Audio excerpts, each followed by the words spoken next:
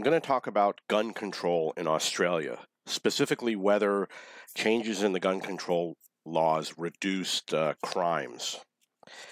And I'm going to say that there's a huge myth going out there, and the myth is, well, they confiscated everybody's guns, and then the crimes that were committed with guns were reduced, which is actually true. However, what they're not saying is that there's something called a mass killing or a mass shooting.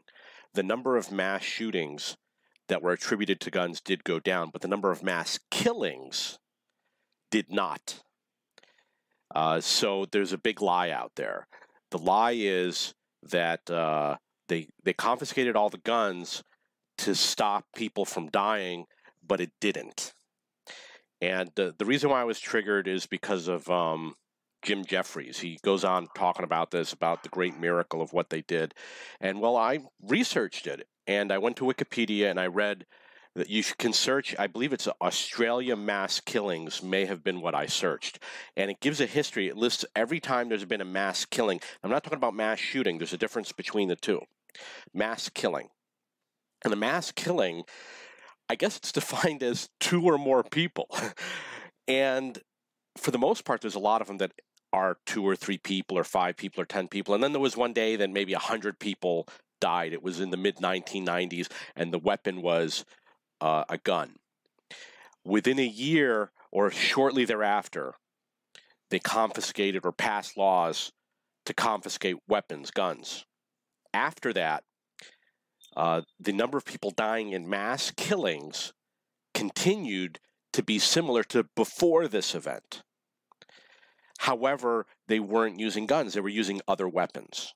Now, if you look before, I believe the weapon of choice was either a gun or arsenic, and it was somewhat equal. Like half the time guns were used and the other time arsenic was used, which is a poison. Then you had the mass killing using this gun, and then afterwards, guns were still used occasionally, but most of the mass killings were arsenic. So then people say, well, after they passed this law, you could say mass killings were reduced. Well, if you include this one event in the mid-1990s where this guy killed 100 people, if you include it as the halfway point, then it's not true. If you add this to before the gun law, then it's true. But if you add it to after the gun, if it's after the gun law, then it's not true.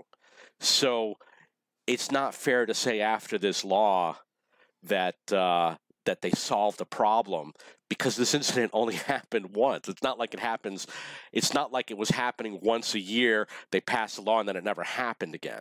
It happened once. So it's not fair to include it in the pre-period. It's a midpoint. So what Jim Jeffries is wrong about so many things.